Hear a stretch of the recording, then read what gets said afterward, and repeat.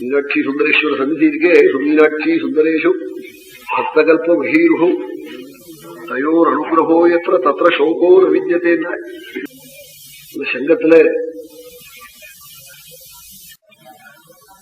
அந்த நாள்ல தமிழுக்காக அகஸ்தியருடைய அனுகிரகத்துல அங்க மகாராஜா பாண்டியராஜா சங்கம் நடத்தின்னு வந்தார். நக்கீரன்னு ஒரு பக்தன். ராஜா என்ன பண்ணினா ஒரு பெரிய தங்க கட்டியை கொண்டு கட்டிவிட்டானுங்க. கொண்டு கட்டி ஒரு கேள்வி கேட்டு இந்த கேள்விக்கு யாரு பதில் சொல்றாளோ அந்த தங்க கட்டி அவுத்துட்டு போடலாம்னா என்ன மீனாட்சியினுடைய கேசபாசத்துல இந்த கேசபாரத்துல இருக்கிற வாசனை இயற்க வாசனையா சேர்க்க வாசனையான்னு ராஜா கேட்டான். எல்லாரும் சேர்க்க வாசனை என்றாள். என்னமா இத்தனை வாசனை இருக்கும்னா தேவலோகத்திலிருந்து தேவர்கள்லாம் ராத்திரியில வந்து மீனாட்சியை பூஜை பண்றாள். சுமீனாட்சி சுந்தரேஷோ பக்தகல்ப மகிழ்வோ தயோ அனுகிரகோயத்திர தத்திர சோகோ நவித்தியதே.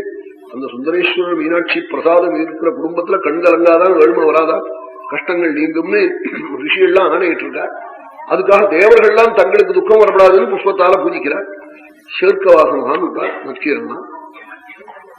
ஒரு குருக்கள் பையன் நித்தியம் சுவாமி சுந்தரேஸ்வரர் பூஜை பண்றவன் கல்யாணத்துக்கு பணம் இல்லைன்னு சுவாமியை கேட்டு கொஞ்சம் பொறுத்துக்கோன்னு சொல்லிட்டு இருந்தார் சுவாமி. இது மாதிரி சங்க ஒரு பெரிய தங்க கட்டி தொங்க விட்டுருக்கான். ராஜா என்ன ஒத்துருக்கும் கொடுக்கல, எனக்கு ஏதாவது நீ சொல்லிக் கொடுமே, நான் போய் அதை சொல்றேன்னா பிரமரத்துவம் ப்ரூஹி தத்துவத்தோ வேத்யா தேவியாக கேசகலாபே கிங்கந்தா. இப்படி ஒரு ஸ்லோகத்தை எழுதி கொடுத்தாள். ஜானாசி புஷ்பகந்தானே பிரமரத்துவம் ப்ரூஹி தத்துவத்தோ வேத்யா. ஹே வண்டே, நீ எத்தனையோ பூத்தோட்டங்கள்லாம் போய் பார்த்து பூவை முகந்து பார்த்திருக்கியே. எங்க அம்மா தலையில இருக்கிற பூவனுடைய அந்த கேசபாரத்தில் இருக்கிற வாசனை எங்கேயாவது நீ கண்டதுண்டா? இது அபூர்வமான வாசனை இல்லையா? அது ஒரு வெள்ள பார்த்து சொல்லுது போல ஒரு ஸ்லோகத்தை இவருக்கு சொல்லிக் கொடுத்து, அது இயற்க வாசனை சேர்க்க வாசனை இல்லைங்கிற முறையில இந்த ஸ்லோகத்தை சொல்லிக் கொடுத்தார். இதை போய் இந்த பையன் படிச்சான். எழுதி கொடுத்த சொல்லிக் கொடுத்த சொல்லும் கட்டி கொடுத்த சாதமும் எத்தனை நாள் இருக்கும். உடனே நற்கீரம் எல்லாம் இல்ல போகணும்தான். அதுக்கு மேல இவனுக்கு பதில் சொல்ல முடியல. சுவாமிகிட்ட வந்து உடனே சொன்னார். நானே வரையன்னு கழவரா வேஷம் போட்டு கழிய ஊனிட்டு அங்கேருந்து வந்தார். இவர் வந்து இந்த ஸ்லோகத்தை சொல்லி அது இயற்க வாசனைன்னார். அதெல்லாம் இல்லைங்கணும்னார். நான் ஆறு தெரியுமான்னார் இவர். இது ஆறா இருந்தா எனக்கு என்ன நான் நற்கிறோம். ராஜா போன்றதான் பாண்டியன். மூணாவது கண்ணை திறந்து விடுவேன். உன் உடம்பு மூக்க கண்ணா பண்ணிட்டாலும் குத்தம் தான் தப்பு தான் நற்கிறோம். உடனே சுவாமி மூணாவது கண்ணை திறந்தாள். ஒரு புரி பரப்பிட்டது.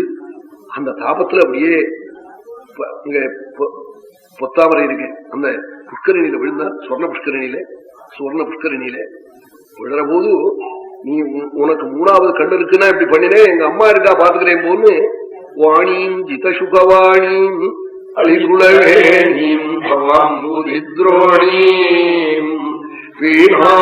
வீணாசுகிசுவாணியும் நகீருவாணியும் நமாமி சர்வாணீம். அம்பாளை ஸ்தோத்திரம் பண்ணிவிட்டான். அம்பாள் காப்பாத்தி விட்டாள். நக்கீரன் ஒரு புழு தீயில விழுந்தா போல ஆயிட்டானான். நக்கீரன் காப்பாத்தி விட்டாள்னு திருவிளையாடல் புராணம் ஹாலாசிய மகாத்மியங்கிற மகா புண்ணிய கிரந்தத்துல போய் சொல்லியிருக்காள். ஈஸ்வரவாள் ஹாலாசிய மகாத்மிய சரித்திரத்தை எழுதியிருக்காள். நீலகண்ட ஈஸ்வரவாள் ரொம்ப ஆச்சரியமா எழுதியிருக்காள் அந்த சரித்திரத்தை.